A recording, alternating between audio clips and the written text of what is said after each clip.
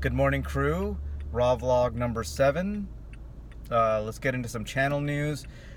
This Saturday is International Ride MTB Day, so I'm gonna be up at Snow Summit.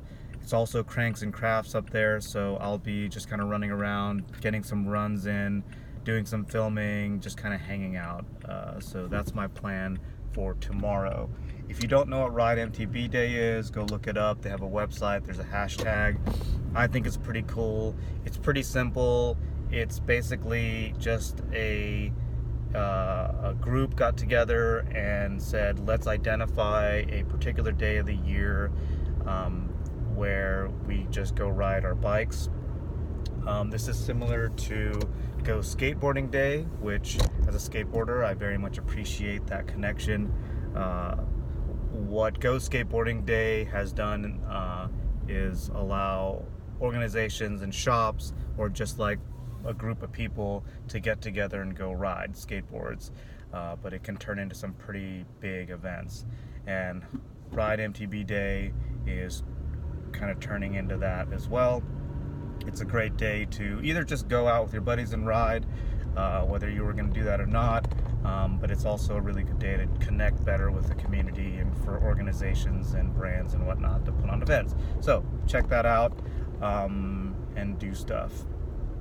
Okay, so the thing I wanted to talk about today is how I go about retaining stoke on the trail.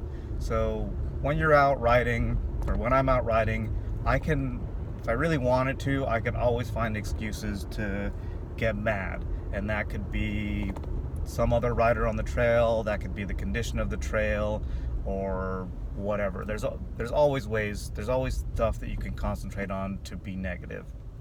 So what I do when I'm riding is 3 basic things. One is I come at my day with gratitude. So just being grateful for whatever trail I have available to me that day, with whatever bike and with whatever people. Like, I'm just stoked to be on the trail. It's, you know, what do they say? A bad day of fishing is better than a good day at work. Not that I mind my job, but taking that attitude. I also come at it with an approach of, and you could look at this as either adaptability or creativity, but either way, it's the idea of coming into the trail, any feature on the trail, as a way of, I need to adapt to that. So an example of that is maybe I'm on a jump line and there's a particular jump where I consistently get bucked. So I can take the negative attitude and say, the jump is built wrong, they need to fix this jump. And I would posit that the issue with that attitude is it makes the assumption that, like, I am the perfect jumper, and thus if I go over a jump and I get bucked, it's not me, it's the jump. So I can't claim that. Maybe you can, but I definitely can't claim that. So if I go over a jump and I get bucked, even if I'm doing all the other jumps just fine, I will find myself thinking, okay, how can I adapt to this jump? What can I do to make this jump less bucky? And so I do that. And that'll often turn the bucky jump into the get more air jump.